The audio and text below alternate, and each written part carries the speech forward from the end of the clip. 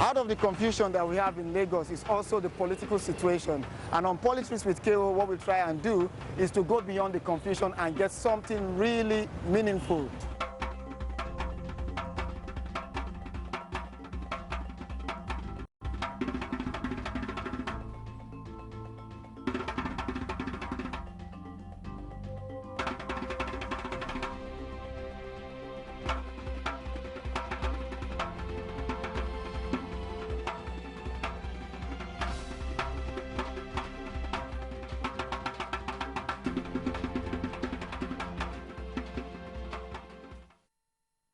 Hello, good evening, viewers. You're welcome to Ben TV. We need to apologize for coming in 5 to 6 minutes late.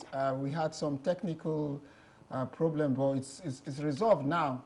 We're determined to make sure we remain live every week. So tonight we're going to be talking about the internally displaced persons in Nigeria. There's a huge scandal out there. And on Politics with KO, we've got exclusive photographs of how Nigerians are treating their internally displaced persons within Nigeria. But before then, we'll have to go straight to Abuja because Buki Shonibare of the Bring Back Our Girls movement is live in Abuja. She'll be telling us, giving us an update about their campaign. But more importantly, the BBOG group met with President Muhammadu Buhari. You recall that during the reign of President Goodluck Jonathan, they made attempts to go into Aso Rock and present sort of representations on the missing Chibok girls, but they never make any headway. So let's just go straight to Abuja. And you remember in the studio, we're going to have Wumi to talk about the IDPs in Nigeria. But straight to Abuja. Hello, Buki. Good evening. Good evening. Yeah, how is the campaign going on? You guys met with President Muhammadu Buhari yesterday. How did that happen? First, to answer your question on the first question, the campaign is going on well. We are waxing stronger. We have said that we are not giving up until our girls are back. The meeting with the president yesterday was one that has been long overdue. And it's simply because more than a year ago, we tried to engage the immediate past president, that is President Goodluck Jonathan, in order to discuss extensively from the citizens' angle as it relates to the abduction of the Chibok girls, abductions that have taken place before and after the Chibok girls, and the continuous attack in the northeast and across Nigeria. And that meeting couldn't hold for several reasons. On several occasions, we tried to engage the president. The few times that we have gone to meet him, we were never allowed to even get to the gate of the villa. The day we managed to get to the gate, the security check-in of the villa, was because we had to bamboozle our way through, and that was on Christmas Day, December 25th of 2014. However, we were never able to engage the president. Last year also, around May precisely, we tried to engage the president. We had written a letter to him that we as the citizens even would like to come and engage him as it relates to the abduction of those girls. Unfortunately, we didn't get a response. We still marched still, and then the president sent a delegation of some of his ministers and some of the cabinet members. They came with a prepared speech. They came in response to something that they have not even heard us talk about. Unfortunately, up until when President Goodluck Jonathan left power, we could not engage him. Okay, Buki, now that we have a new president. Yeah, okay, Buki, let me ask you now, you've met President Muhammadu Buhari, you've had a breakthrough, you've been able to meet with the representative of the Nigerian government, especially the head of government, President Buhari. What did you present to President Buhari, and what were his commitments towards bringing the Chibok girls back home? One of the key things we tried to achieve yesterday, which we did, was to present to President Buhari our list of demands, what we call the ABC of our demands. But before we presented our list of demands, there were parents of the Chibok girls, about 10 of them in attendance. There were some of the escaped girls that were also in attendance. and even the Chibok community as a whole. So they came with their statement, they came with their demands as well. And when it was the turn of the Bring Back Our Girls to present, we had a 13-point list of demands, but the topmost of this list of demands was requesting from the president that he wants the immediate rescue of the Chibok girls. You know that the cases of female suicide bombers have been on the increase in Nigeria, and we believe that the longer these girls are lost, commendably so, did not come with a prepared speech. He listened to us, he had a paper and a pen, he took notes, and responded based on all that we discussed. One of the key things we also did was to present to him what we as a group and citizens have developed. We have developed the Citizen Solutions document, and we have developed a verification, authentication, and reunification system, which we presented to him.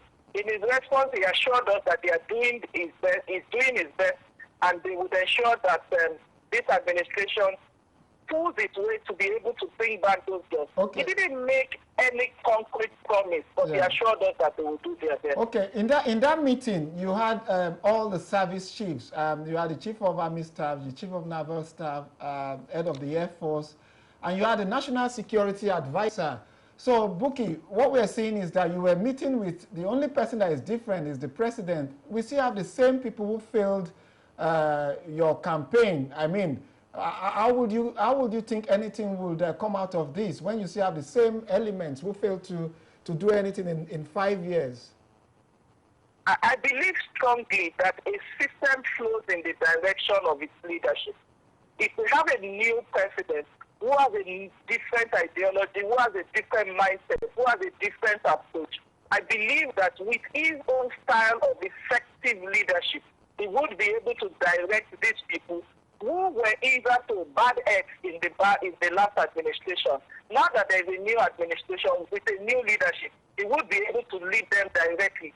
If he finds any of them unworthy to sit on the positions that they currently occupy, I trust President Buhari enough to put them out and get people that will get the job done. So let's see how it flows and see what results we can achieve. Okay. However, if we don't achieve results within a specific timeline, we will go back and re-engage him until we get what we want. Okay, Buki, why don't we just face the reality? I mean, it's over a year, it's going to 2 years. These girls are gone, if we're going to be realistic. I mean, it's a sad thing to say, but some people would argue that should we just come to terms with reality that, look, if these girls have been dispersed for over 2 years, almost 2 years, and we can't find them, should we not get some form of closure and say to the parents, look, it's sad, but we can't find our dear girls. Is it not time to turn the table and just look towards making sure other girls are not kidnapped?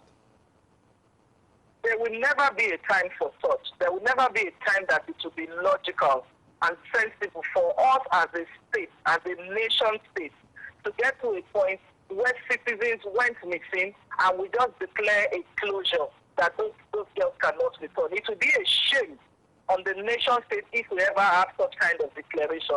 For the parents, it is different. For a child that is dead, that you bury, at least there is some form of closure. But for a child that is missing, and you declare that child dead, that we should just move on without seeing the cost of the child, I don't think it is proper for us to do that. The best we can do is to keep open, keep pressurizing those who have the authority, the mandate, and the power to ensure that even if it is just a handful of those girls that they are able to bring back now, let them bring them back, and then we continue to now search for the remaining. We cannot close it without something logical. Yeah, Buki, if we look at the range or age range of the girls that have been involved in suicide bombings in the last few weeks, and even up to last year, it almost falls on the same age range with the girls that were kidnapped, you know, 14, 13, and is there a part of the campaign that think this could be Chibok girls being used by the terrorists to commit these heinous crimes? Just like you rightly analyzed, the girls that are being used as suicide bombers right now fall within the same age range as the Chibok girls. However, we cannot categorically say that those girls are part of the Chibok girls. One thing we also need to note is that before the abduction of the Chibok girls, there's been several abductions. You know that 293 women and young girls were brought back recently, just before the end of the past administration. And by the time people were being rescued, there were over 500. The question for us is, where were those people coming out from? It just again puts to question our data analysis, our data collection. Where do people who have gone missing, where do they go to register? How do we know that people have gone missing? But back to the question that you asked, we do not have empirical evidence. We do not have any tangible evidence that can help us ascertain, without every sense of doubt, that those girls that are being used as suicide bombers are part of the Chibok girls. Sometimes when there is a bomb attack, the Chibok community go as far as taking the pictures, or if they have pictures of the head of the girl that is the suicide bomber, they take the picture and they do a juxtaposition between those pictures and that of the pictures of all of the girls that are still missing. We've not been able to find any that is the Chibok girls, and we hope that we never have to. Yeah, we hope so too. But let me say this, and I know it's a difficult thing for any parent to start comparing photographs of a shattered body, dismembered body, with that of the child they hope to find back. But let me ask you this question. President Buhari has been in power for going to the second month now. Was there any point in time any members of your campaign group looked into his eyes and said to him, man, it's too slow for you. There are more than almost 600 people killed within 36 days of him being in power. Did you, part of your 13 points demand, did it also include telling the president that, look, this is too slow for comfort? Yes, as part of our list of demands, I am particularly our number 9 demand. What we requested from the president is that the rate of killing, lately has really heightened. It's okay for us to assume that it is because, there's a new administration, these people are now being emboldened, they are trying to pass a message, it is Ramadan, and in a whole lot of all those conspiracy theories. However, one of the things that we did yesterday was to insist that we want an end to this. Now, it is okay for us to also sit outside as citizens and assume that President Buhari is slow. And it is okay for us to think that way simply because we have high expectations, so much expectations. Yes. I'm sorry to say that the past administration messed things up so much that we were agitating for change, but not just change. We wanted an instantaneous change. Yeah. But one thing we need to realize is that the assessment that President Buhari would have done outside while he was contesting for the last 12 years, that assessment and the analysis will be nothing compared to what he has now found now that he is in Asho Rock. So I think, just like he said yesterday, that we should just exercise some bit of patience. They are doing their best.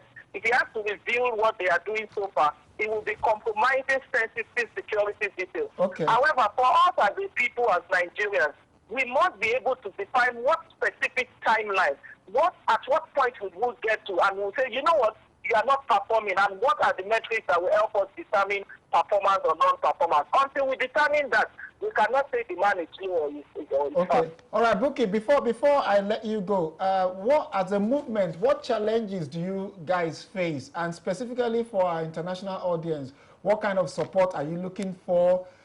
You're still doing your sit out in Abuja, over 300 days plus. What should we be doing for you? Well, it's been 436 days today that we'll be standing out on a daily basis. It's been 451 days since the Chibok girls were abducted. We are a group that do not seek funding. Our needs are usually basic, and they are usually supplied by members who come with water, with badges, with t-shirts, with caps, and all of that. For people in Nigeria who are unable to join us at the Unity Fountain, and even for people outside Nigeria, one thing is critical. Keep passing the message that these girls need to be brought back. Tweeting does bring back our girls, mentioning it, enlightening somebody, putting your relevant authorities wherever you are, under pressure to ensure that everything is done for these girls to be brought back. That, as little as it may seem, will go a very long way. But we do not require any financial or material support. Okay, Buki Shonibare, thank you so much for joining us on Politics with KO. We really wish you and the movement, Bring Back Our Girls movement, the best. And we just want to say, look, there are lots of admirers from across the world that you've been standing every day to just keep the faith of those girls. And we really appreciate that. And thank you so much for joining us. Thank you, KO. Yeah. All right, viewers, we're going to continue with this conversation. And it's quite amazing that we're still talking about these missing Chibok girls. But that's where we are. You remember I told you we're going to have Wumi join us later on this program. We're going to talk about, you see, when we have crisis, terrorism, then you have Nigerians who have become refugees in their own country. And they're supposed to be helped by their government. They're supposed to be given refuge. They call them internally displaced persons. Politics with KO, we've got exclusive photographs that came right from the IDP camps. But let's leave that. First, let's talk about the story of the man that was... the young man who was caught with $2.2 million cash in Nigeria. This is amazing. Martins Olufemi Thomas was actually traveling from Lagos to Abuja, and the NDLA, thank God for them, and we want to say kudos to them, they found 2.2 million naira cash in front of Mr. John Bamidele Ibitoye. And you wonder what he's doing with 2.2 million naira cash. And I'm sure my producer will show you the face of this young man. You tell me whether this is the kind of person that should be holding $2.2 million. Sorry, $2.2 million. That's about almost 600 million naira cash. But that's not the end of the story. Mr. Bamidele, during interview, and that's the photograph of the man who has $2.2 million. You know, he said he was taking it to Abuja, but wait for the second part of the story. He actually claimed the money belongs to Dr. Martins Olufemi Thomas. Now, we've done our own investigation on Politics with KO, and we can tell you Dr. Martins Olufemi Thomas is a former executive secretary of National Health Insurance Scheme.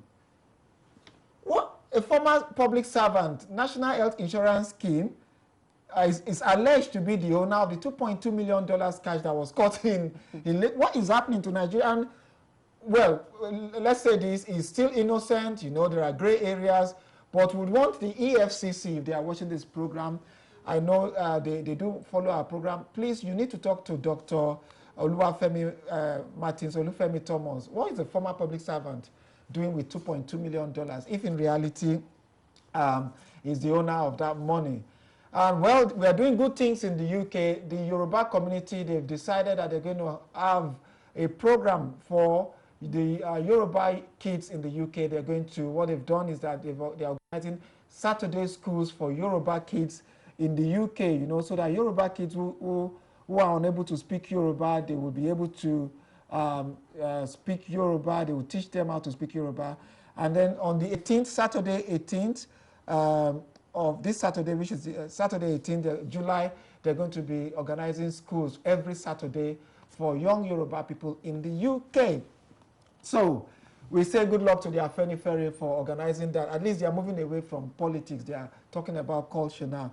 So let's take a quick break, and we've got a video for you, which is about the IDP, internally displaced persons in Nigeria. When we come back, Wumi is going to join me, and we have a conversation about the scandal that is brewing in Nigeria regarding our internally displaced persons. Please don't go away. It's still Politics with KO. Situation. And on Politics with KO, what we try and do is to go beyond the confusion and get something really meaningful